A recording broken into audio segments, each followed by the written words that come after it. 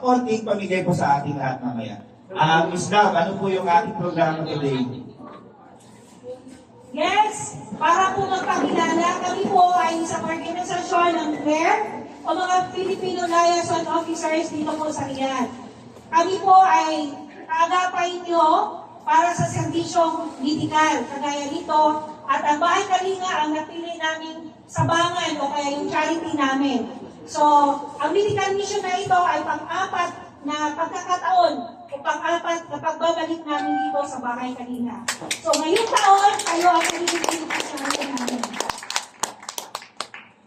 Hindi lang po sa serbisyong medikal kami tumutulong o kaya nagcha-charity, meron din kami iba pa mga gawain. So, maliban sa pagiging liaison, kami po ang tagasikaso ng mga kaso, issue o sitwasyon ng mga agency o company na nandito